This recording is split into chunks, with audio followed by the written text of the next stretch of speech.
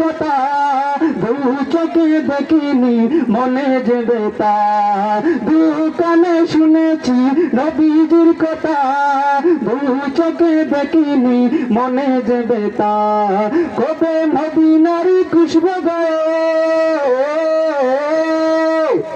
কবে মদিনারি দিলে গায়ে মাখবো জানি না, কতদিন হলো নবীর রওজা দেখি না, আমার মন ভালো না, আমার দিল ভালো না, কতদিন হলো নবীর রওজা দেখি না, কতদিন হলো নবীর রওজা দেখি না, আমার মন ভালো না, আমার দিল ভালো না, আমার মন ভালো না, আমার দিল ভালো না, কতদিন হলো নবীর রওজা দেখি না, কতদিন হলো নবীর রওজা দেখি না, কতদিন হলো নবীর রওজা দেখি না।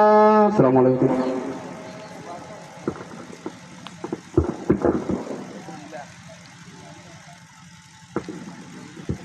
মাশাআল্লাহ, আমরা শুনছিলাম আবিদ ভাইয়ের কাছ থেকে একটি ইসলামিক নাশিদ। এখন আপনাদের সামনে আমাদের বার্ষিক রিপোর্ট পেশ করা হবে। আমাদের ইসলাহুল উম্মাহ পরিষদ বুড়াইয়ার সম্মানিত সাধারণ সম্পাদক কারি মাওলানা ইয়াহিয়া মাহমুদ, কারি মাওলানা ইয়াহিয়া মাহমুদ আমাদের বার্ষিক রিপোর্ট আপনাদের সামনে পরিবেশনা করবেন।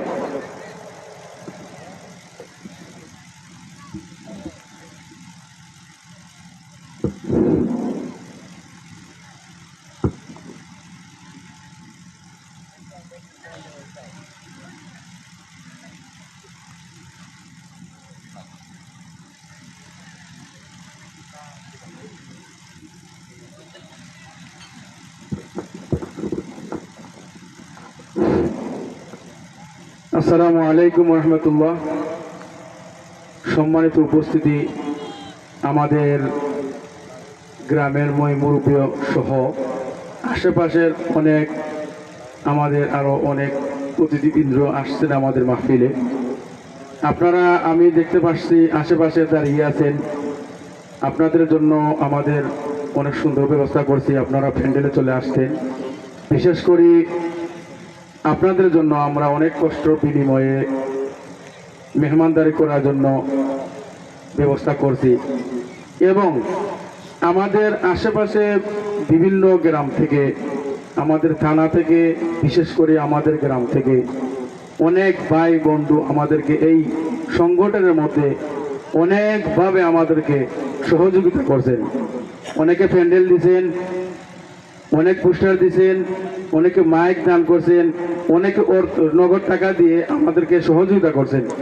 এর জন্য আমাদের বিগত বছর এবং এই বছর আমাদের যারা যারা আমাদেরকে সহযোগিতা করছেন, যার কারণে আমরা এই সুন্দরভাবে মাহফিলটা আপনাদের সম্মুখে উপস্থাপন করতে পারছি। এর জন্য আমরা একটা রিপোর্ট পেশ করতে চাইতেছি যে আমাদের বিগত বছরে কিভাবে আমরা এই প্যান্ডেল এবং এই মাহফিল ক্যালেন্ডার সহ সব কিছু আপনাদের সামনে উপস্থাপনা করতে পারছি। এর জন্য আমরা একটা রিপোর্ট বানাইছি। আপনারা সবাই আমাদের প্যান্ডেলের ভিতরে আসছে আমাদের রিপোর্টগুলি শুনবেন। আলহামদুলিল্লাহ, আমার মনে হয় অনেক ভালো হবে, এবং আগামীতেও আমরা আরও বড় উদ্যোগ নিতে চাইতেছি, যার কারণে আপনাদের সহযোগিতা দরকার, পরামর্শ দরকার। আমরা সবসময় আপনাদের কাছে আমরা আবেদন করি। এজন্য আমাদের সংগঠনের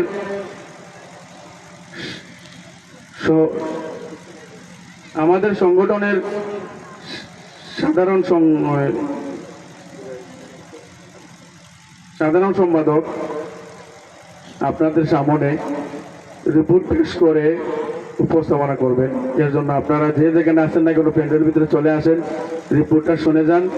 আপনারা দান করাত করছেন আমাদের মধ্যে, এজন্য আমরা চাইতেছি আপনাদেরকে শুনিয়ে দেই, আপনাদের আনন্দ লাগবে। আমরা অনেক খুশি আপনাদের উপরে, এজন্য আমরা চাইতেছি আমাদের অন্তর থেকে খুশি হয়ে আপনাদেরকে আমরা শুনিয়ে দেই যে আপনারা যেভাবে সহযোগিতা করছেন আলহামদুলিল্লাহ, যার কারণে আমরা এইরকম একটা অনুষ্ঠান এবং মাহফিল করতে পারতেছি।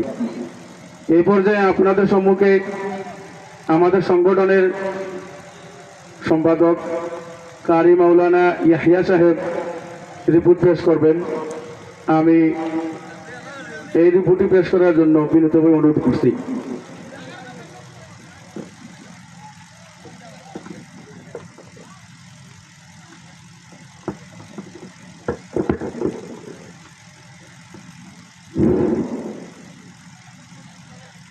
إن الحمد لله والصلاة والسلام على من لا نبي بعده أما بعد فأعوذ بالله من الشيطان الرجيم بسم الله الرحمن الرحيم قل هل يستوي الذين يعلمون والذين لا يعلمون وقال الله تعالى في القرآن المجيد واعتصموا بحبل الله جميعا وقال النبي صلى الله عليه وسلم إذا خرج ثلاثة في سفر فليؤمروا عليهم أحدهم وقال عمر رضي الله عنه لا إسلام إلا بجماعة ولا جماعة إلا بإمارة ولا إمارة إلا بطاعة প্রিয় উপস্থিতি, বিশ্ব ব্রাহ্মমান্তের এক ও দ্বিতীয় অধিপতি মহান আল্লাহ পাকের লাখো কোটি কৃতজ্ঞতা জ্ঞাপন করছি, যিনি আমাদেরকে আজকের এই মহতি মজলিসে সমবেত হওয়ার তৌফিক দান করেছেন। সেই সুবাদে মহান স্রষ্টার সমীপে শুকরিয়া জ্ঞাপন করে কালিমাতুশ শুকর বলি আলহামদুলিল্লাহ। আমাদের ডাকে সাড়া দিয়ে যারা বিভিন্ন অঞ্চল থেকে অত্যন্ত কষ্ট করে এখানে উপস্থিত হয়েছেন তাদেরকেও আন্তরিক কৃতজ্ঞতা জানাচ্ছি। মজলিসে উপস্থিত এলাকার সুনামধন্য মুরব্বিয়ানে কেরাম, যুবক ভাইয়েরা, সবার প্রতি আন্তরিক কৃতজ্ঞতা জানাচ্ছি। আমাদের এই আজকের ইসলাহুল উম্মাহ পরিষদ 10 অক্টোবর 2022 সালে গঠন করা হয়েছিল। পরিষদের কার্যক্রম পরিচালনার জন্য 15 সদস্য বিশিষ্ট পরিচালনা পরিষদ গঠন করা হয়েছিল। বর্তমান সদস্য সংখ্যা 20 জন। ইসলাহুল উম্মাহ পরিষদের কর্মসূচি: ইসলামের দাওয়াত ও উম্মতের ইসলাহের জন্য কাজ করা, এতিম অসহায়দের আর্থিক সাহায্য প্রদান করা, দরিদ্র ও অসহায় রোগীদের চিকিৎসা সহায়তা করা এবং বিপদ আপদের সময় তাদের পাশে থেকে সাহায্য সহযোগিতা করা, গরিব ও এতিম ছাত্রছাত্রীদের লেখাপড়ায় সহযোগিতা করা ইসলাহুল উম্মাহ পরিষদের লক্ষ্য উদ্দেশ্য। মানব সেবা ও সমাজে দিন প্রতিষ্ঠার সর্বাত্মক প্রচেষ্টার মাধ্যমে আল্লাহর সন্তুষ্টি ও পরকালীন সাফল্য অর্জন করা এবং কুরআন সুন্নাহর ভিত্তিতে সামাজিক সংশোধন, নৈতিক পুনর্গঠন, অপসংস্কৃতির পরিবর্তন সাধন, মানবতার সেবা করাই আমাদের একমাত্র উদ্দেশ্য। আলহামদুলিল্লাহ, আল্লাহর শুকরিয়া, আমরা আমাদের লক্ষ্য উদ্দেশ্য অনুযায়ী কর্মসূচিগুলো পালন করে যাচ্ছি। যেমন দুই একটি হলো, প্রতি রমজানে আমরা রমজানের ক্যালেন্ডার বিতরণ করে থাকি, আশপাশের মসজিদগুলোতে নামাজের চিরস্থায়ী ক্যালেন্ডার বিতরণ করি, প্রতি রমজান মাসে ইফতার মাহফিলের আয়োজন এবং প্রতি বছর তাফসীরুল কুরআন মাহফিলের আয়োজন করে থাকি। এছাড়াও বিভিন্ন সময় আমরা গুরুত্বপূর্ণ ভূমিকা রাখছি। আজকের এই তৃতীয় তাফসীরুল কুরআন মাহফিলের জন্য অনেকে অনেকভাবে অগ্রণী ভূমিকা পালন করেছেন, অনেকে সাহায্য সহযোগিতা করেছেন, অনেকে সুপরামর্শ দিয়েছেন। এমনকি আমাদের গ্রাম সহ আশপাশের অনেক এলাকা থেকে বিভিন্নভাবে আমাদেরকে সাহায্য করেছেন। সর্বস্তরের জনগণের প্রচেষ্টার ফসল হলো আমাদের আজকের এই তাফসীরুল কুরআন মাহফিল। আল্লাহ তাআলার কাছে দোয়া করি, বিনিময় স্বরূপ আল্লাহ তাআলা সবাইকে দুনিয়া ও আখিরাতে উত্তম বিনিময় দান করুন, আমিন। বিশেষ দ্রষ্টব্য, আগামীতে যারা আমাদের অত্র এলাকার হাফিজ ও আলিম হবেন তারা এই সংগঠনে যোগদান করতে পারবেন ইনশাআল্লাহ। পাশাপাশি আগামীতে আমাদের আরও অনেক বড় বড় উদ্দেশ্য আছে, তা বাস্তবায়ন করতে আপনাদের সহযোগিতা কামনা করছি। আমাদের আগামীতে একটি উদ্দেশ্য আছে, আগামী ভবিষ্যৎ পরিকল্পনা। আমরা আগামীতে একটি সংবর্ধনা অনুষ্ঠান এবং পাগড়ি বিতরণ অনুষ্ঠান করতে যাচ্ছি এবং সেই আগামী বছরের পাগড়ি বিতরণের অনুষ্ঠানের জন্য আমাদের পাটকুরা এলাকার আলহাজ আব্দুল জলিল মেম্বার সাহেবের ছেলে জনাব সিলেট এবং সুনামগঞ্জ জেলার আইনজীবী, বিশিষ্ট আইনজীবী অ্যাডভোকেট মঞ্জুর আহমদ সাহেব আমাদের এই অনুষ্ঠানের খরচ বহন করার জন্য আশ্বাস দিয়েছেন। আশা করি আমরা সুন্দরভাবে তা বাস্তবায়ন করতে পারব। সংগঠনের পক্ষ থেকে সবার কাছে আশা প্রার্থী, সবাই যদি আমাদের জন্য দোয়া করেন এবং আমাদের পাশে থাকেন, আশা রাখছি আমরা আমাদের লক্ষ্য উদ্দেশ্য পর্যন্ত পৌঁছে যেতে পারবো। আমাদের এই তাফসীরুল কুরআন মাহফিল করতে গিয়ে অনেকে সাহায্য সহযোগিতা করেছেন, অনেকে টাকা দিয়ে সহযোগিতা করেছেন। সবার চেষ্টাকে আল্লাহ তাআলা কবুল করুন। পরিশেষে আমাদের যে সমস্ত মুরব্বিয়ানে কেরাম আমাদেরকে ছেড়ে আল্লাহর সান্নিধ্যে চলে গেছেন, আমরা দোয়া করি আল্লাহ তাদেরকে জান্নাতের আলা মাকাম দান করুন, আমিন। সবার কাছে দোয়া কামনা করে আমি আমার বক্তব্য শেষ করছি। ওয়া আখির দাওয়ানা আলহামদুলিল্লাহি রাব্বিল আলামিন।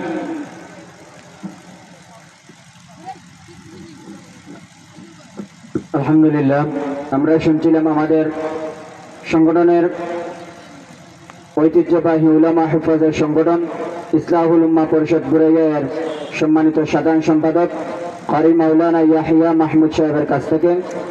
ইনশাআল্লাহ এভাবে প্রতি বছরের রিপোর্ট পেশ করাবে আপনাদের সামনে ইনশাআল্লাহ।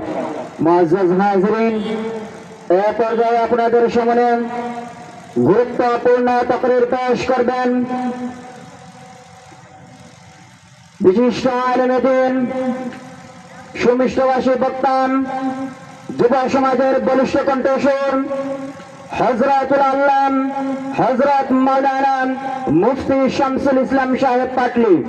হযরত মাওলানা মুফতি শামসুল ইসলাম সাহেব পাটলি হুজুর দামাত বরকাতুল আলিয়া হযরতের গুরুত্বপূর্ণ তাকরীর পেশ করার জন্য ইসলাহুল উম্মাহ পরিষদের পক্ষ থেকে সবিনয় আহ্বান জানাচ্ছি।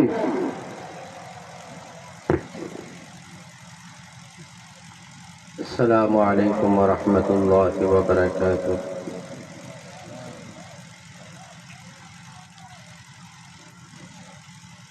الحمد لله وكفى وسلام على عباده الذين اصطفى.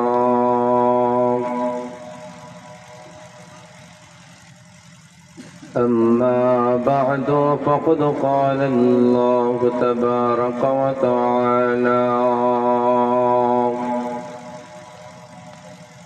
في كلامه المجيد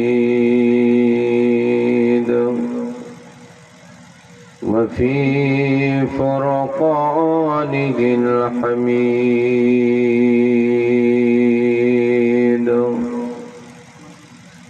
أعوذ بالله من الشيطان الرجيم. بسم الله الرحمن الرحيم. الذين إن مكناهم في الأرض أقاموا الصلاة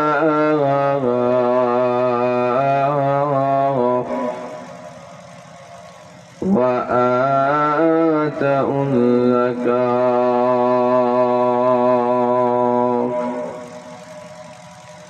وعملوا بالمعروف ونهوا عن المنكر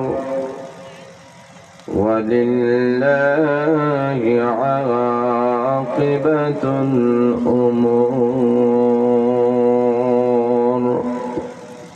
صدق الله العظيم.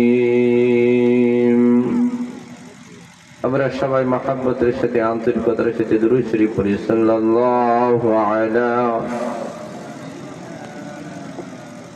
ومولانا محمد وعلى آله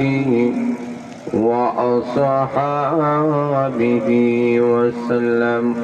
بلغ العلا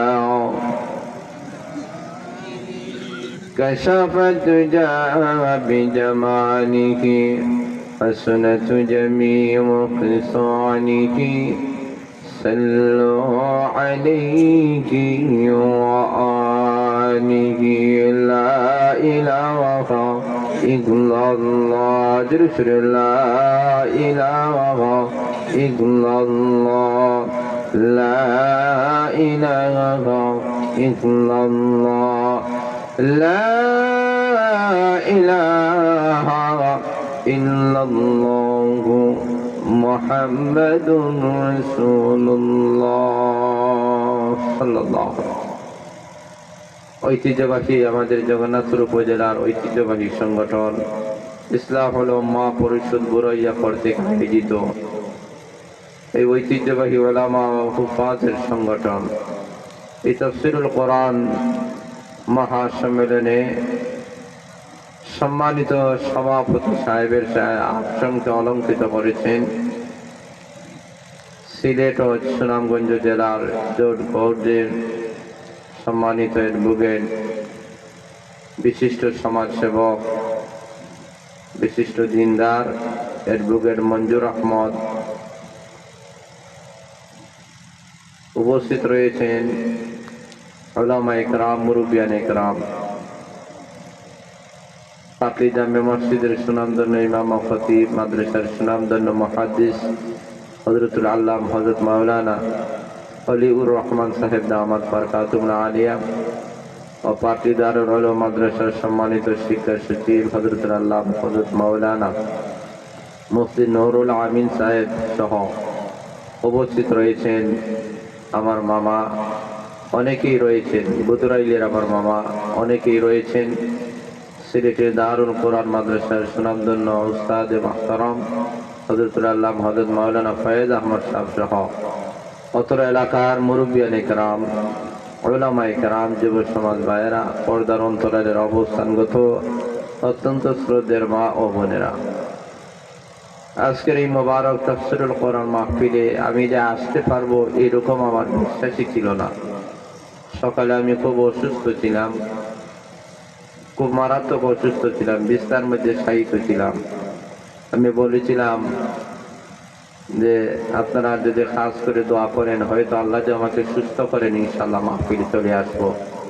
হয়তো আপনাদের সবার দোয়া, এই সংগঠনের সভাপতি, সেক্রেটারি সাহেব সহ, কেশিয়ার সাহেব সহ সংগঠনের সকল সদস্য এবং এলাকার সর্বস্তরের মানুষের দোয়ার জন্য হয়তো আল্লাহ আমাকে এই পর্যন্ত নিয়ে এসেছেন। আল্লাহ রাব্বুল আলামিন যেন আমাদের আশা বসা সবগুলোকে যেন কবুল করেন, সবে বলেন আমিন। আমি আজকে বুঝতে পেরেছি যে একটা মানুষ যদি অসুস্থ হয়ে যায় সে কতটুকু নিরাশ হয়, কতটুকু অসহায় হয়, কতটুকু দুনিয়া থেকে বিচ্ছিন্ন হয়, এটা বোঝা যায়। আপনাদের সবার দোয়া ছিল, মেহেরবানি ছিল, যার কারণে আল্লাহ এই পর্যন্ত নিয়ে এসেছে। আমি দোয়া করি এই সংগঠন হয়তো আল্লাহর কাছে অবশ্যই অবশ্যই কবুল হয়ে গেছে, সবাই বলেন আমিন। এই মকবুল একটা সংগঠনে আমি আসতে পেরেছি, এই জন্যই আমি নিজেকে ধন্য মনে করছি, নিজেকে সবচেয়ে বেশি গৌরব মনে করছি যে এই সংগঠনের সাথে আমি একজন গুনাহগার শরীক হয়েছি। হতে পারে এই উপস্থিত হওয়া চাও কিয়ামতের কঠিন ময়দানে আমাদের সবার জন্য নাজাতের উসিলা হয়ে যাবে। কথা বলেন ঠিক না বেঠিক? আপনারা অবশ্যই ঘোষণাতে শুনেছেন যে আপনাদের জন্য ইনশাআল্লাহ কিছু মেহমানদারির ব্যবস্থা আছে। কথা বলেন আছে কি নেই? এই কারণে এখনো যারা আশপাশে ঘোরাফেরা করতেছেন, রাস্তা ফিরে ঘোরাফেরা করতেছেন, আপনারা চলে আসুন। ইনশাআল্লাহ মেহমানদারির ব্যবস্থা হবে, অনেক আলোচনাও এখানে হবে ইনশাআল্লাহ। উলামা ইকরাম আলোচনা পেশ করবেন, আখরি মুনাজাত করবেন। আমি আপনাদের সামনে কোরআন শরীফের একখানা আয়াতে কালিমা তেলাওয়াত করেছি, কারণ আগামীতে আমাদের দেশটা কেমন হবে, এই দেশটা কেমন হওয়া দরকার, এই দেশের পরিস্থিতিটা একটু শান্তি শৃঙ্খলা হওয়ার দরকার আছে কি নেই? আর আসতে বলেন, সবাই বলেন আছে কি নাই? এই দেশের পরিস্থিতিটা সুন্দর হোক, কারণ আজকে বাংলাদেশের স্বাধীনতার পর থেকে নিয়ে এই পর্যন্ত বাংলাদেশের 55 বছর হয়ে গেছে। কথা বলেন ঠিক না বেঠিক? কিন্তু আজও পর্যন্ত বাংলাদেশের কোথাও কোনো জায়গার মধ্যে আজকে শান্তি নেই। একটা মানুষ ঘর থেকে বাইর হবে, আবার নিরাপত্তার সাথে করে ফিরতে পারবে কিনা এর কোনো গ্যারান্টি আসেনি। একটু আওয়াজ দিয়ে বলেন আসেনি? যারা বলেন আছে। একটা নারী ঘর থেকে বাইর হবে, তার সতীত্ব নিয়ে আবার করে ফিরতে পারবে এর কোনো গ্যারান্টি আছে? কথা বলেন আছে? আজকে লক্ষ্য করে দেখেন সব জায়গায় আমাদের সমস্যাগুলা, সর্বা অঙ্গে ব্যথা, ঔষধ দিব কথা, একটা কথা আছে কি নেই? যদি ব্যথা থাকে সব জায়গায়, আপনি ঔষধ দিবেন কোন জায়গায়? সব জায়গায় আমাদের সমস্যা আজকে। তাহলে সব জায়গার সমস্যার মেইন কারণটা কি? তার কারণ হচ্ছে কি আল্লাহ আমার তেলাওয়াতকৃত আয়াতের মধ্যে তার কারণ দর্শাইছেন যে একটা ইসলামী রাষ্ট্র যদি কায়েম হয় অথবা একটা রাষ্ট্রের রাষ্ট্রনায়কের কি দায়িত্ব হবে, এইগুলো তো আজকে আমাদের বুঝতে হবে। কারণ কোরআন এবং হাদিসের মধ্যে আল্লাহ সবগুলাই আল্লাহ আলোচনা করেছেন যে একজন রাষ্ট্র যদি হয়, একটা রাষ্ট্রের নাগরিকের কি অধিকার আছে এবং এই রাষ্ট্রের দায়িত্ব যিনি পালন করবেন, রাষ্ট্রনায়ক যিনি হবেন, তার কোনো দায়িত্ব কর্তব্য আছে কি নেই? আপনারা বলেন, কথা বলেন, আছে কি নাই? সেই রাষ্ট্রনায়কের দায়িত্বটা কি হবে আল্লাহ আমার তেলাওয়াতকৃত আয়াতের মধ্যে আল্লাহ তুলে ধরেছেন। জোরে বলেন আল্লাহু আকবার। الذين إن مكناهم في الأرض أقاموا الصلاة وآتوا الزكاة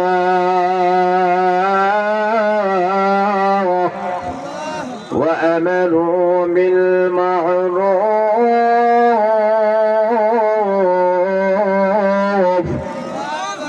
ونهوا عن المنكر। الله أكبر। আল্লাহ রাব্বুল আলামিন আমার তেলাওয়াতকৃত আয়াতের মধ্যে মহান আল্লাহ রাব্বুল আলামিন তুলে ধরেছেন, আল্লাহ উল্লেখ করে দিয়েছেন আল্লাযীনা ইম্মাক্কানাহুম ফিল আরদ, আমি আল্লাহ যদি কাউকে এই জমিনের রাজত্বের মালিক যদি আমি আল্লাহ বানাই, রাষ্ট্রীয় দায়িত্ব যদি আমি তাকে দায়িত্ব নেই, রাষ্ট্রীয় দায়িত্ব যদি তার উপরে চলে যায়, ওই রাষ্ট্রনায়কের দায়িত্ব কি হবে? ওই রাষ্ট্রনায়ক কয় দফা পালনের মাধ্যমে এই রাষ্ট্রের মধ্যে সুশৃঙ্খলা রক্ষা করবেন, রাষ্ট্রের উন্নয়ন করবেন, রাষ্ট্রের মানুষের মধ্যে ইনসাফ প্রতিষ্ঠা করবেন।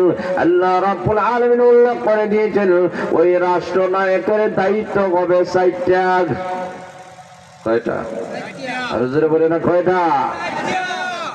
ওই রাষ্ট্রনায়কের দায়িত্ব হবে 4টা দায়িত্ব পালনের মাধ্যমে ওই রাষ্ট্রনায়ক এই দেশের মধ্যে শান্তি শৃঙ্খলা রক্ষা করবেন।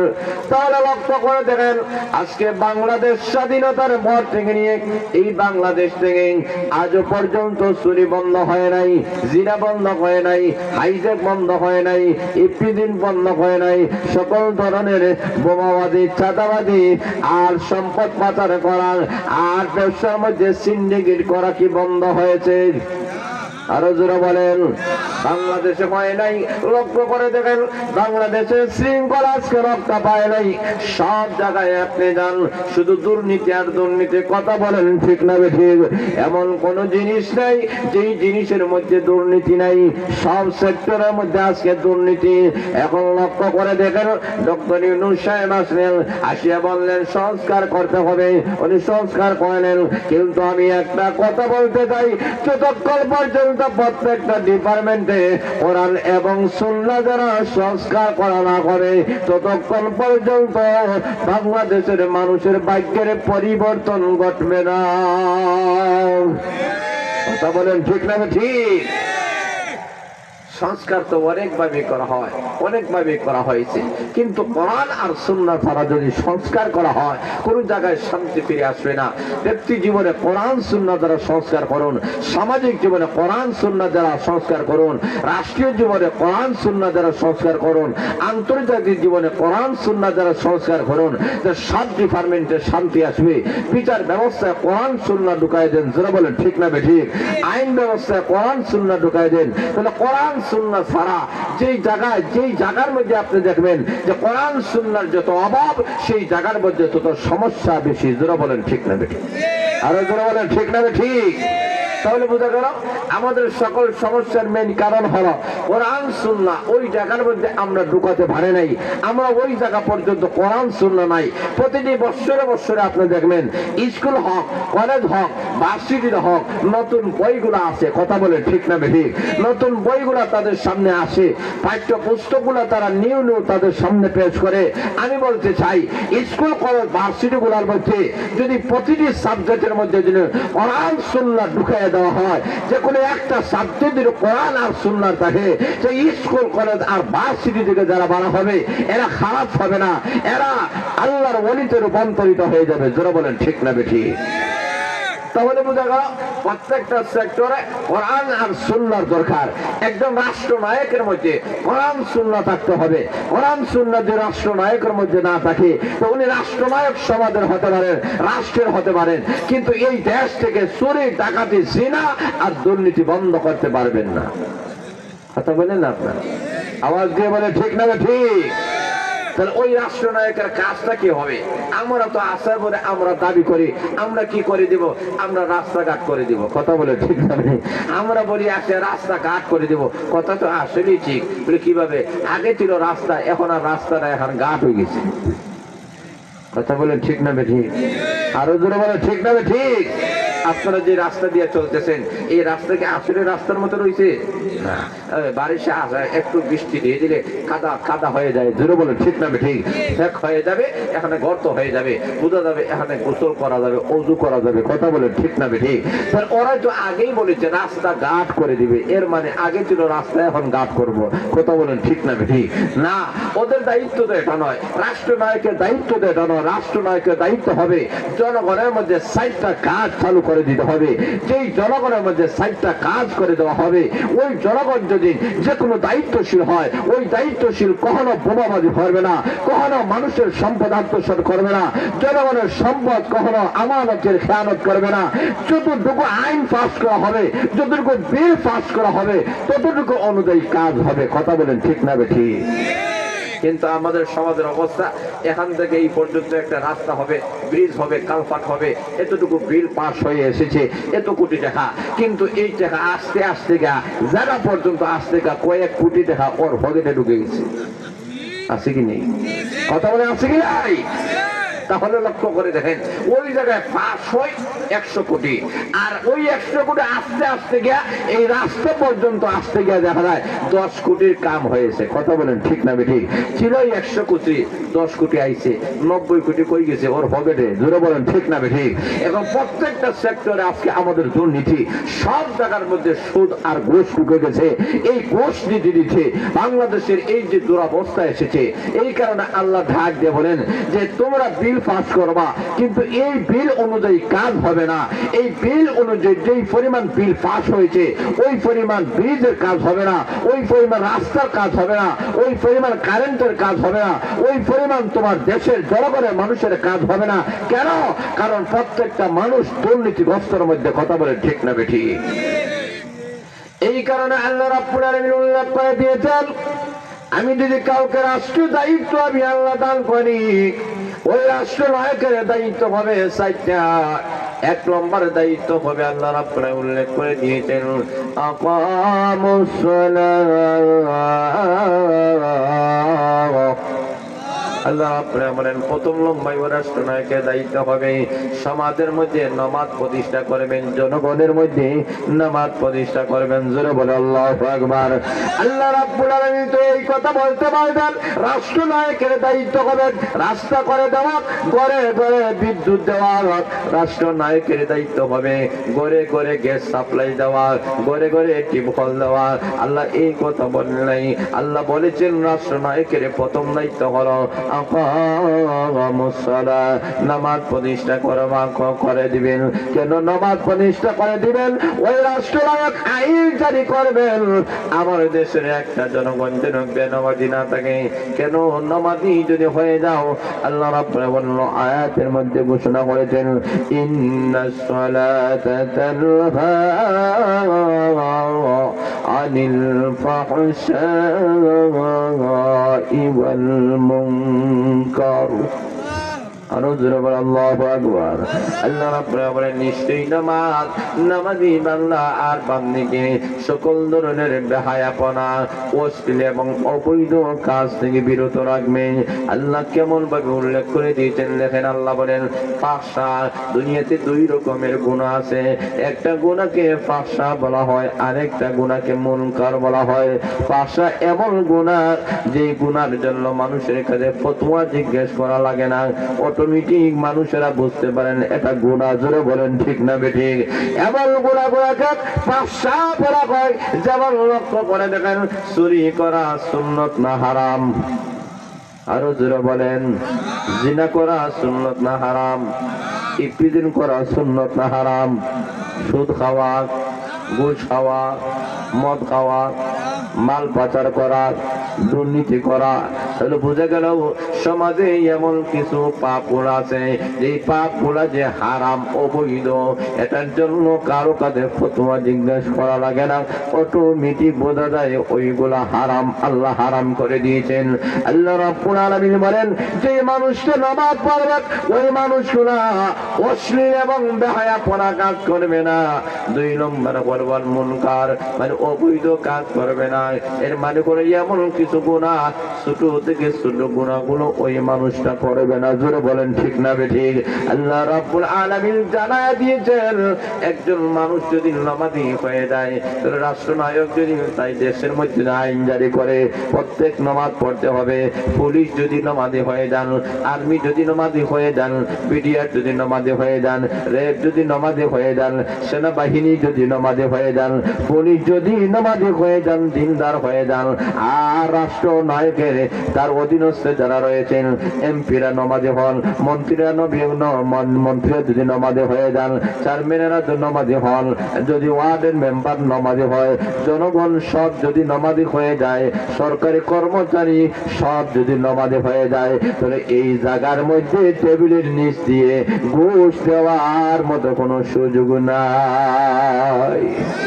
কথা বলে ঠিক না? ঠিক।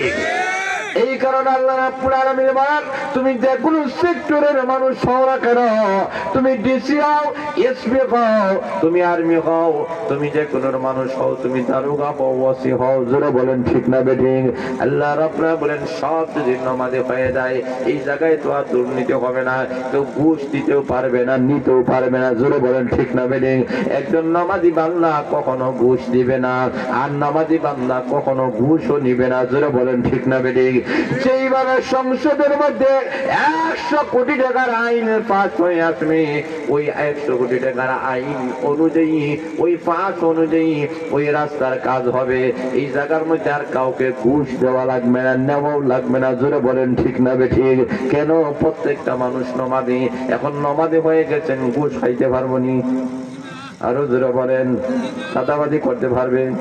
আরো জোরে বলেন। দুর্নীতি করতে পারবেনি? না, এখন কিছুই পারে না। এখন লক্ষ্য করে দেখেন, রাষ্ট্র প্রধানের প্রতি তার যে আইন, সাধারণ জনগণের প্রতি সেই আইন। জোরে বলেন ঠিক না বেঠিক? এই কারণে আল্লাহ রাব্বুল বলেন, ওই রাষ্ট্রনায়কের প্রথম নম্বর দায়িত্ব হবে নামাজ প্রতিষ্ঠা করা দাও। কারণ নামাজ এমন একটি ইবাদত, আল্লাহ রাব্বুল আলামিন উল্লেখ করে দিয়েছেন, নামাজ যদি মানুষেরা সঠিকভাবে আদায় করে, ওই মানুষটা কখনো গুনার কাম করতে পারে না। বড় থেকে বড়, ছোট থেকে ছোট, এমন কোনো গুনাহ নাই যে গুনাহটা বান্দা কখনো করবে। গীবত করবে না, শিকায়ত করবে না, পরনিন্দা করবে না, মানুষের দুশ্চর্চা করবে না। জোরে বলেন ঠিক না বেঠিক? ওই মানুষটা সংশোধন হয়ে যাবে। এই কারণে আল্লাহ বলেন, ওই রাষ্ট্রনায়কের প্রথম দায়িত্ব হবে রাষ্ট্রের মধ্যে নামাজ প্রতিষ্ঠা করা। তাহলে নামাজ প্রতিষ্ঠা করা রাষ্ট্রের মধ্যে দরকার আছে কি নাই? আরো জোরে আছে কি নাই? 2 নম্বর আসুন, আল্লাহ রাব্বুল আলামিন বলেছেন, ওয়া আতাউয যাকাত। আল্লাহ রাব্বুল আলামিন বলেন, ওই রাষ্ট্রনায়কের দায়িত্ব হবে যাকাত প্রতিষ্ঠা করবেন, যাকাত আদায় করবেন। যাকাত আদায় করার দরকার আছে কি নাই? আরো জোরে আছে কি নাই? ওই রাষ্ট্রনায়কের দায়িত্ব হবে যাকাত উনি উসুল করবেন। কারণ লক্ষ্য করে দেখেন, আজকে আমাদের দেশের মধ্যে এক শ্রেণীর মানুষেরা 10 তলা বিল্ডিং এ থাকেন, আর এক শ্রেণীর মানুষ তারা গাছতলায় থাকেন। আছেন কি নাই? কথা বলে আছে কি নাই? এই উঁচু নিচু ইসলাম কখনো কখনো পছন্দ করে না। এক শ্রেণীর মানুষেরা খুব উন্নত মানের জীবন যাপন করবে, আর এক শ্রেণীর মানুষেরা না খেয়ে মারা যাবে, এমন উঁচু নিচু আল্লাহ রাব্বুল আলামিন কখনো বরদাস্ত করেন না। এই কারণে আল্লাহ বলেন, যাকাত প্রতিষ্ঠা করবেন, ধনীদের কাছ থেকে গরিবের মধ্যে যাকাত আদায় করাবেন। আল্লাহ রাব্বুল আলামিন উল্লেখ করে দিয়েছেন 8 শ্রেণীর মানুষদেরকে যাকাত দেওয়া যায়। জোরে বলেন কয় শ্রেণী? আরো জোরে বলেন। আট শ্রেণীর মানুষের প্রতি যাকাত প্রদান করা হবে। আল্লাহ রাব্বুল আলামিন উল্লেখ করে দিয়েছেন আজকে আমাদের রাষ্ট্রের মধ্যে যাকাত ভিত্তিক অর্থনীতি আল্লাহ রাব্বুল আলামিন দান করে দিয়েছেন, কিন্তু ওই পশ্চিমারা আমাদেরকে আজকে লক্ষ্য করে দেখেন, ওই পশ্চিমারা আজকে আমাদেরকে যাকাত ভিত্তিক অর্থনীতি দেন নাই, সুদ ভিত্তিক অর্থনীতি দিয়েছে। জোরে বলেন ঠিক না ঠিক? এই কারণে আল্লাহ রাব্বুল আলামিন সুদ ভিত্তিক অর্থনীতির মাধ্যমে দেশের মধ্যে মানুষের মধ্যে কখনো কল্যাণ বয়ে আনতে পারে না। এই কারণে আল্লাহ রাব্বুল আলামিন উল্লেখ করে দিয়েছেন সুদ ভিত্তিক অর্থনীতি নাই, যাকাত ভিত্তিক অর্থনীতি। জোরে বলেন ঠিক না বেঠিক? যাকাত যদি আদায় করা হয়, সুষ্ঠুভাবে যদি যাকাত আদায় করা হয়, আমাদের দেশের মধ্যে শান্তি শৃঙ্খলা ফিরে আসবে, সুন্দর ফিরে আসবে। কথা বলেন ঠিক না বেঠিক? আমাদের দেশের মধ্যে অশান্তি হবে না, কেউ না খেয়ে মারা যাবে না, আর কেউ অসহায়ের মধ্যে পড়ে যাবে না, কেউ চুরি করবে না, ডাকাতি করবে না। কেন চুরি ডাকাতি করে? অভাব অনটনের কারণে। জোরে বলেন ঠিক না বেঠিক? আমাদের দেশে চুরি ডাকাতি গুলা বন্ধ হয়ে যাবে, সিন্ডিকেট গুলা বন্ধ হয়ে যাবে। আজকে লক্ষ্য করে দেখেন, আমাদের ব্যবসায়ী ভাইয়েরা লক্ষ্য করে দেখেন, গ্যাসের মধ্যে আসলে দেশের মধ্যে আসলে গ্যাসের কোনো অভাব নাই, কিন্তু গ্যাস গুলো ওরা বন্ধ করে দিয়েছে। কেন? গ্যাস নাই। আসলে গ্যাস নাই, ওই ব্যবসায়ীরা সিন্ডিকেট করেছে। জোরে বলেন ঠিক না বেঠিক? যেই জাহাজের মাধ্যমে গ্যাস গুলা আমাদের দেশে আসে, ওই জাহাজ গুলাকে ওরা আটকাইয়া দিছে। হয় না, এখন না, 1 মাস পরে তারা হবে বলে। কেন? দাম বাড়তে হবে। জোরে বলেন নাউজুবিল্লাহ। এইভাবে দেশের সম্পদ, এই দেশের দ্রব্য মূল্য দাম আসলে ব্যবসায়ীরা বাড়ায়, আর কেউ বাড়ায় না। ব্যবসায়ীরা সিন্ডিকেট করে মাল নাই বলে তাদের গুদামের মধ্যে পর্যাপ্ত পরিমাণ মাল আছে, কিন্তু সময় মতো দেয় না, দাম বাড়াইয়া তারা বিক্রি করে। কেন? কারণ লাভবান হওয়ার জন্য। এবং সিন্ডিকেট করে নেওয়া ব্যবসায়ী সমাজে আছে কি নাই? কথা বলে আছে কি নাই? এই কারণে ইসলামী রাষ্ট্র নায়কের দায়িত্ব হবে না গরিব মানুষ কোনা না খেয়ে মারা যাবে, গ্যাসের অভাবে ওরা লাঞ্ছিত বঞ্চিত করে, ওরা কষ্ট পাবে, করতে পারে না। বাংলাদেশে পর্যাপ্ত পরিমাণ গ্যাস আছে, প্রত্যেকটা ঘরে ঘরে যদি গ্যাসের ব্যবস্থা করা দেওয়া হয়, এরপরেও বাংলাদেশের গ্যাস শেষ হবে না। কিন্তু ব্যবসায়ীরা ওই জায়গায় সিন্ডিকেট করে। জোরে বলেন ঠিক না বেঠিক? ধনীরা খায় আর গভীরে গরিবেরা পেটে পাথর বেঁধে থাকে। আল্লাহ রাব্বুল আলামিন এমন বৈষম্য আল্লাহ কখনো পছন্দ করেন না, যার কারণে আল্লাহ রাব্বুল উল্লেখ করে দিয়েছেন ধনীরা গরিবের মধ্যে যাকাত প্রদান করো। ওই রাষ্ট্রনায়কের দায়িত্ব হবে যাকাত ভিত্তিক যদি রাষ্ট্র পরিচালনা করা হয়, এই রাষ্ট্রের মধ্যে কখনো অভাব অনটন দেখা দিবে না। বলেন ঠিক না ঠিক? আমাদের দেশে কি অভাব আছে? আসলে অভাব নাই, কোন জিনিসের অভাব নাই। আপনি সৌদি আরবে যান, মিডল ইস্টে যান, মিডল ইস্টের মধ্যে উর্বরতা নাই। তাদের দেশে আঙ্গুর, আপেল, ফল মূল, একের এক বৃক্ষ, তরুলতা, কোনো কিছুই তাদের দেশের মধ্যে, ফলমূল কোনো কিছুই তাদের দেশে বলে না। কিন্তু তাদের দেশে খাবারের কোনো অভাব নাই, তাদের পর্যাপ্ত পরিমাণ খাবার আছে, ভিন্ন দেশ থেকে খাবার যায়। আর আমার দেশটা এমন একটা দেশ, সুখী সমৃদ্ধশালী একটা দেশ, যেই দেশের মাটির মধ্যে উর্বরতা আছে। কথা বলে ঠিক না ঠিক? প্রত্যেকটা মানুষগুলা ফসলগুলা এই দেশ থেকে আমদানি করতে পারে, এই দেশ থেকে উৎপাদন করতে পারে। এই দেশে আঙ্গুর হয়, আপেল হয়, জাম হয়, কাঁঠাল হয়, কলা হয়। যেটা বলে ঠিক না ঠিক? এই দেশের মাটির মধ্যে উর্বরতা আছে, কিন্তু এই সম্পদগুলা, এই দেশের মধ্যে মৎস্য সম্পদ রয়েছে, খনিজ সম্পদ রয়েছে। যেটা বলে ঠিক না ঠিক? আমার দেশে কোনো সম্পদের কোনো অভাব নাই, কিন্তু বাংলাদেশের মৎস্য সম্পদের দিকে তাকায় দেখেন, ওই সম্পদগুলা বাংলাদেশের ইলিশগুলা বাংলাদেশের মানুষের হাইতে পারে না, ভিন্ন দেশে চলে যায়। যেটা বলে ঠিক না বেঠি? বাংলাদেশে যেই বড় বড় উন্নত মানের যে খাবারগুলো আছে, এই টেকসই মজবুত খাবারগুলো আছে, ওই খাবারগুলা বাংলাদেশে হয় না, অন্য দেশের মধ্যে চলে যায়। কেন? এরা ব্যবসায়ীরা ওই জায়গায় সিন্ডিকেট করে। তো ইসলামী রাষ্ট্রের রাষ্ট্রনায়কের দায়িত্ব হবে সকল সিন্ডিকেট গুলা ভেঙে ফেলো এবং দড়ি আর গরিবের ভেদাভেদ ভেঙে ফেলো। আর এক শ্রেণীর মানুষেরা ক্ষমতা পেয়ে উপরে থাকবে, আর আরেক শ্রেণীর মানুষেরা এত গব্বরে থাকবে। এক শ্রেণীর মানুষেরা শিল্পপতি হয়ে যাবে, পাতানো ধরাবে, আর ওরা উপর দিক থেকে রং তামাশা করবে। আরেক শ্রেণীর মানুষেরা রাতের পর রাত, দিনের পর দিন কষ্ট করবে। এমন বৈষম্য ইসলাম আর কোরআন পছন্দ করে না, আল্লাহ রসুল পছন্দ করে না। যার কারণে আল্লাহ রাব্বুল আলামিন যাকাত ভিত্তিক অর্থনীতি দান করেছেন। যারা বলেন সুবহানাল্লাহ। এই কারণে ওই রাষ্ট্রনায়কের দায়িত্ব হবে যাকাত ভিত্তিক অর্থনীতি। গেল 2 নম্বর। সংক্ষেপে বলতে চাই 3 নম্বর হচ্ছে গিয়ে আল্লাহ বলছেন ওয়া আমারু বিল মারুফ। ওই রাষ্ট্রনায়কের দায়িত্ব হবে মানুষদেরকে সৎ কাজের দিকে আহ্বান করা। কথা বলেন ঠিক না বেঠিক? যে কাজটা করলে দেশ এবং জাতির এবং জনগণের কল্যাণ হবে, এই কল্যাণমূলক কাজের দিকে রাষ্ট্রনায়কের দায়িত্ব হবে যে উনি এই দায়িত্বটা পালন করবেন। আসলেই তো এই ইসলাহুল উম্মাহ পরিষদ বুরাইয়া এই সংগঠনের তো এই দায়িত্ব ছিল না, এই দায়িত্ব ছিল রাষ্ট্রপ্রধানের। ছিল বলেন ঠিক না বেঠিক? রাষ্ট্রপ্রধানের এই দায়িত্ব ছিল যে প্রত্যেকটি বিভাগে বিভাগে, প্রত্যেক জেলায় জেলায়, প্রত্যেক উপজেলায় উপজেলায়, প্রত্যেক ইউনিয়ন ইউনিয়নে, প্রত্যেক ওয়ার্ড ওয়ার্ডে, প্রত্যেক গ্রাম গ্রামে, প্রত্যেক এলাকায় এলাকায় এইরকম তাফসীরে কোরআনের মাহফিল আয়োজন করা। কথা বলেন ঠিক না বেঠিক? কেন? তার দায়িত্ব ছিল যে মানব জাতিদেরকে কল্যাণের দিকে আহ্বান করা। সরকারের এই দায়িত্ব ছিল যে সরকারি অর্থায়ন থেকে মাইকের ব্যবস্থা করবে, প্যান্ডেলের ব্যবস্থা করবে, ওলামা একরামদেরকে দাওয়াত করবে, ওলামা একরামকে দাওয়াত করে খাওয়াবে। এটা সরকারের দায়িত্ব ছিল। কিন্তু সরকার যখন ব্যর্থ হয়েছে, যেহেতু ইসলামী সরকার হয় নাই, যেহেতু আল্লাহওয়ালা সরকার হয় নাই, এই কারণে এই দায়িত্বগুলো অত্র এলাকার ওলামা এবং হুফাজ সংগঠন ইসলাহুল উম্মাহ পরিষদ এই বুরাইয়া এলাকার এই ওলামা একরাম ছাত্র সমাজরা এই দায়িত্ব গ্রহণ করেছে। আর আসতে যেটা বলেন ঠিক না ঠিক? দায়িত্ব ছিল কার? কথা বলেন না ভাই, আপনারা কি ডরাইতেছেন? এখনো তো কোনো দোষ দেয় নাই, এরপরে আপনাদের বোঝা যায় ভূমিকম্প শুরু হয়ে গেছে। একটু বলেন, আওয়াজ দিয়ে বলেন এই দায়িত্বটা কার? যেটা বলেন কার? বলিস আওয়াজ দিয়ে বলে কার? সরকারের দায়িত্ব ছিল। কেন? এটা আমার কথা না, আল্লাহর কথা। আল্লাহ বলছেন ওয়া আমারু বিল মারুফ, মানুষদেরকে কল্যাণের দিকে আহ্বান করা। এটা সরকারের দায়িত্ব। সরকার সেমিনার করবে, ওয়াজ মাহফিল আয়োজন করবে, তাফসীরুল কোরআন মাহফিল আয়োজন করবে। কথা বলেন ঠিক না বেঠিক? কিন্তু সরকার যেহেতু এইগুলো করে না, এইগুলো করতে যেহেতু ব্যর্থ, যার কারণে ওলামা একরাম এই হাল ধরেছেন, ছাত্র সমাজরা এই হাল ধরেছে, যুব সমাজরা এই হাল ধরেছে।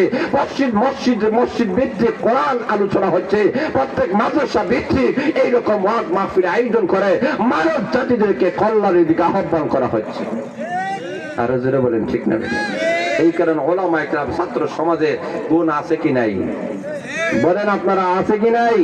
কথা বলে আছে কি নাই? প্রত্যেক মাদ্রাসা ভিত্তিক ওয়াজ হয় না, মসজিদ ভিত্তিক ওয়াজ হয় না, সংগঠন ভিত্তিক ওয়াজ হয় না। এই দায়িত্ব ছিল তো সরকারের, কিন্তু সরকার এই দায়িত্ব কখনো পালন করে নাই। যার কারণে যুব সমাজরা, ওলামা একরাম ছাত্র সমাজরা ওরা খেয়ে না খেয়ে নিজের পকেটে টাকা আছে কি নাই ওই দিকে ওদের লক্ষ্য নাই। ওদের মেন টার্গেট হয়েছে যেহেতু আমরা এই এলাকা থেকে আমরা ছাত্র হয়েছি, এই এলাকা থেকে যেহেতু আমরা আলিম হয়েছি, অতএব এই উম্মতের দায়িত্ব আমরা গ্রহণ করতে চাই।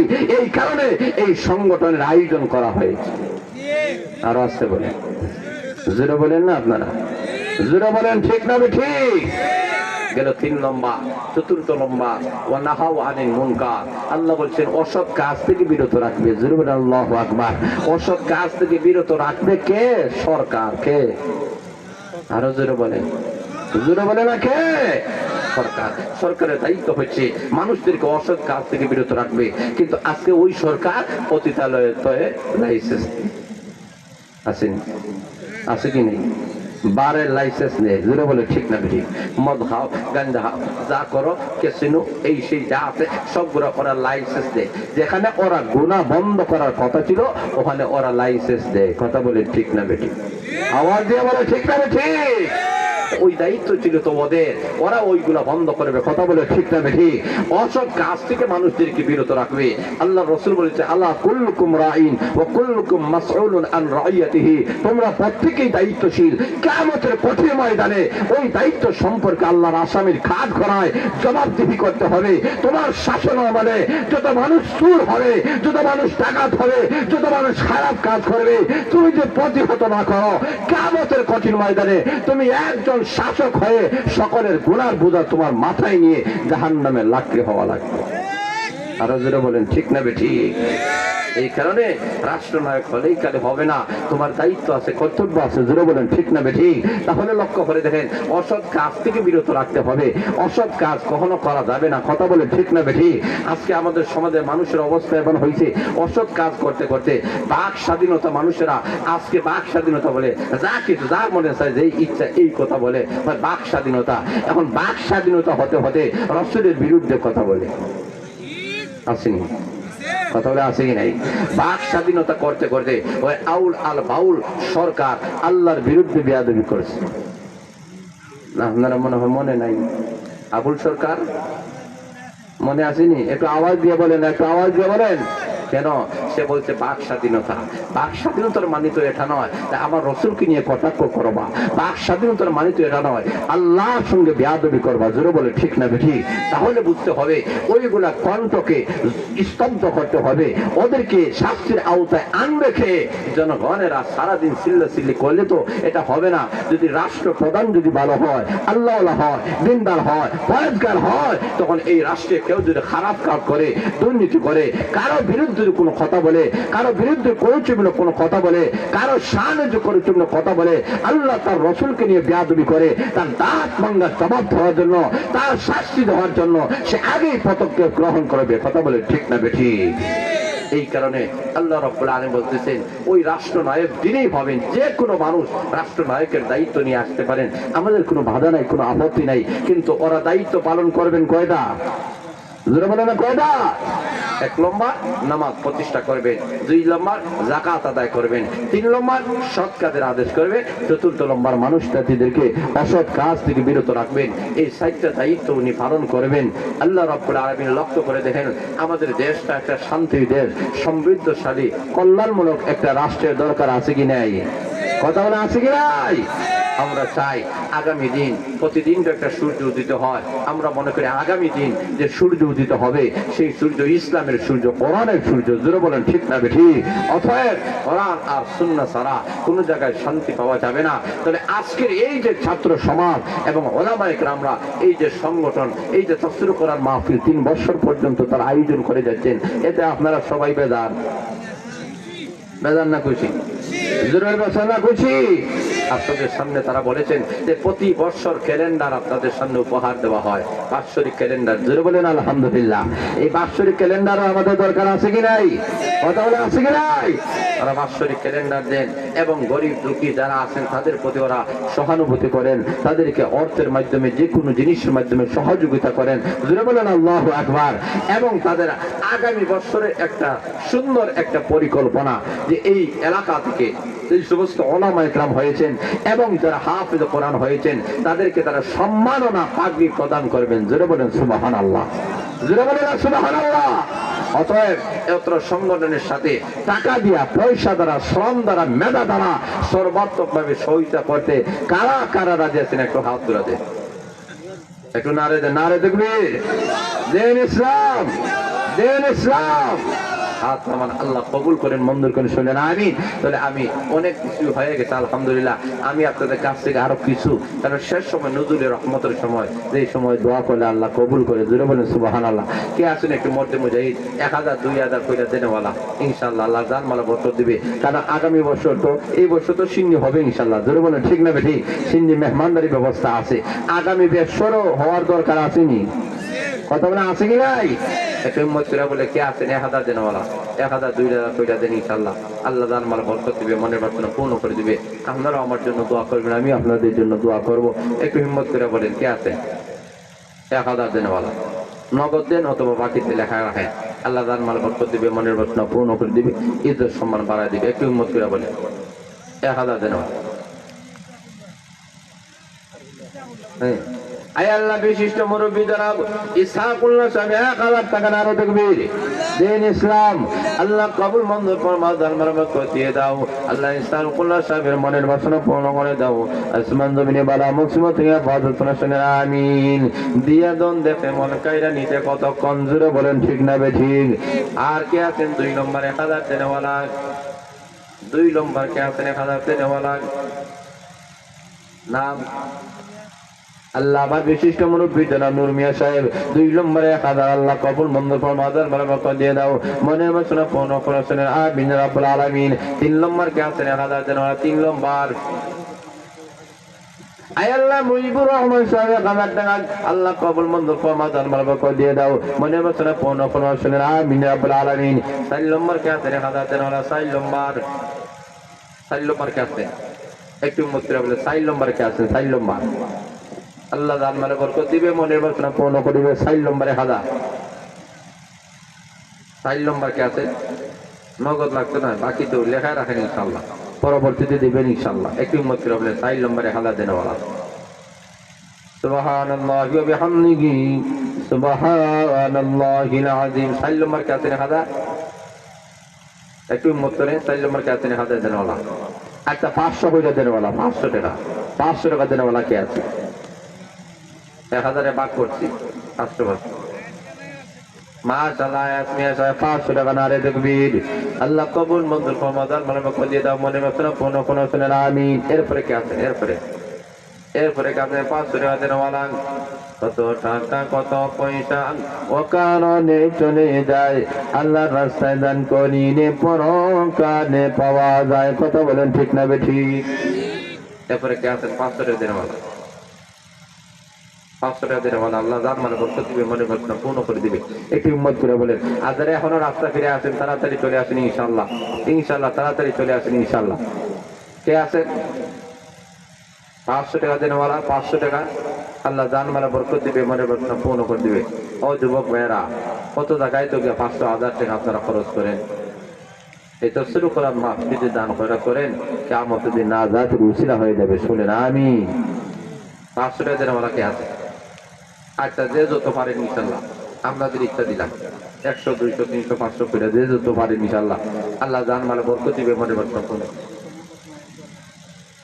মাশাআল্লাহ রিপনা মাশাআল্লাহ ওনার মায়ের জন্য আল্লাহ 1000 টাকা আল্লাহ কবুল মঞ্জুর ফরমাও মারহামত দিয়ে দাও আল্লাহ ওনার মাকে তুমি সেহতি খোদা আফিয়ত জিন্দেগি নসিব করো শুনেন আমিন আল্লাহ ফিরোজ মিয়া সাহেব 500 টাকা আল্লাহ কবুল মঞ্জুর ফরমাও মারহামত দিয়ে দাও মনে বাসনা পূর্ণ করো শুনেন আমিন রাব্বুল আলামিন এরপরে কে আছেন একটু হিম্মত করে আল্লাহ জান মানে বরকত দিবে ভাই নজরুলের রহমতের সময় এই সময় আল্লাহর রহমতটা প্রথম আকাশের মধ্যে আসতেছে জোরে বলে আলহামদুলিল্লাহ একটু হিম্মত করে বলেন সুবহানাল্লাহি ওয়া বিহামদিহি সুবহানাল্লাহিল আযীম একটু হিম্মত করে একটু জিকির করে লা ইলাহা ইল্লাল্লাহ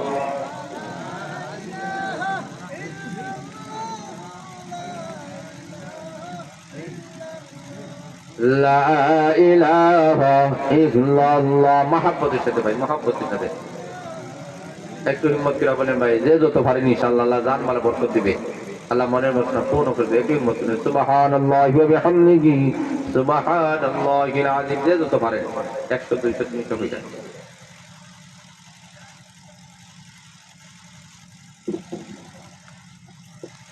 একটু হিম্মত করেন জান মালে আল্লাহ বরকত দিবে ইনশাআল্লাহ তাফসীর কোরআন মাহফিল তো চলবে তো ইনশাআল্লাহ হুজুর আসতেছেন হুজুরের হাতে আপনারা বরকতি হাতে দিবেন ইনশাআল্লাহ হুজুর গুরুত্বপূর্ণ আপনাদের সামনে আলোচনা পেশ করবেন মহব্বতের সাথে সবাই করবেন ইনশাআল্লাহ আল্লাহ জান মানে বরকত দিবেন ইনশাআল্লাহ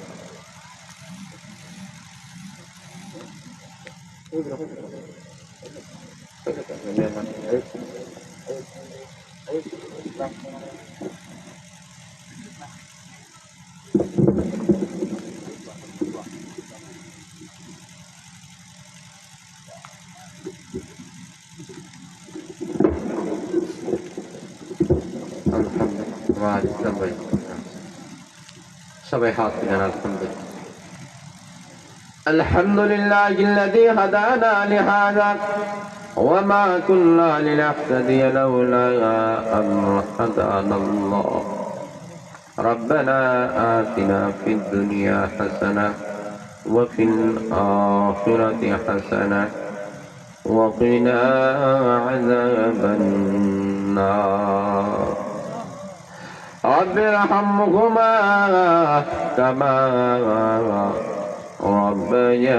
ربياني صغيرا أنت ولينا في الدنيا والآخرة توفنا مسلم وألحقنا بالصالحين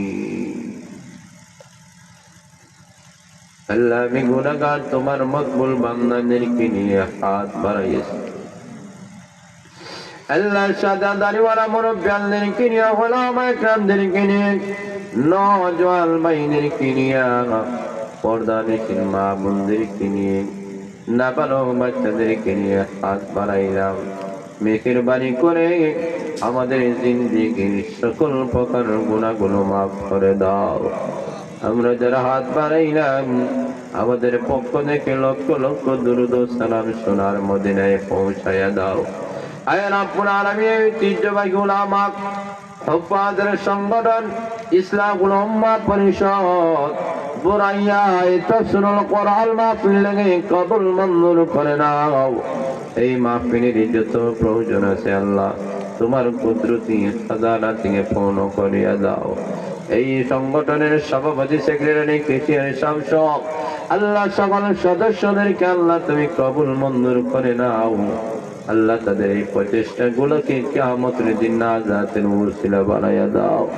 আল্লাহ এলাকার সমস্ত মুর্দেগানকে তুমি মাফ করিয়া দাও যারা অসুস্থ আছেন তোমার দারুল শিফা থেকে শিফা দিয়ে দাও আয় আল্লাহ যারা বিদেশে আছেন হালাল রুজি অর্জন করার তৌফিক দিয়ে দাও ব্যবসায়ী ভাইদের ব্যবসার মধ্যে বরকত দিয়ে দাও চাকরিজীবী ভাইদের চাকরির মধ্যে বরকত দিয়ে দাও কৃষিজীবী ভাইদের কৃষি ক্ষেত্রের মধ্যে বরকত দান ফরমাও আসমান জমিনি বালা মুসিবত থেকে আমাদের সবাইকে তুমি হেফাজত ফরমাও আয় আল্লাহ আগামী বছর তাফসীরুল কোরআন মাহফিল হবে পাশাপাশি উলামা এবং হুফাজের মাথার মধ্যে সম্মাননা হিসাবে পাগড়ি পরিধান করানো হবে আয় আল্লাহ এই বিশাল আয়োজনটাকে তুমি কবুল মঞ্জুর করে নাও এই বিশাল আয়োজন করতে গিয়ে আয় আল্লাহ যারা টাকা দেয়া পয়সা দ্বারা প্যান্ডেল দ্বারা মাইক দ্বারা স্টেজ দ্বারা ব্যানার দ্বারা সিংহের মাধ্যমে পাগড়ি দেওয়ার মাধ্যমে আয় আল্লাহ যারা যেইভাবে সহযোগিতা করবেন ওয়াদা করেছেন প্রত্যেকের ওয়াদাগুলো পরিপূর্ণভাবে আদায় করার তৌফিক দিয়ে দাও এলাকার প্রত্যেকটা মানুষদেরকে তুমি নামাজি দিলদার বানায়া দাও এলাকার মধ্যে তুমি দিনে হাওয়া চালু করিয়া দাও আল্লাহ সকল প্রকার বন্দিনী থেকে সবাইকে তুমি আমাদের করো আয় আল্লাহ জানি না কোন দিন আমাদের মৃত্যুর পরওয়ানা জারি হয়ে যাবে আল্লাহ কোনো উসিলা নাই এই নিয়ে তোমার দরবারে আমরা হাজিরা দিব গো আল্লাহ আলিয়াতে শানিয়া হাসিয়াসি সাই নরসা হইয়া যেন ফিরে নাহি গুনার কারণে আল্লাহ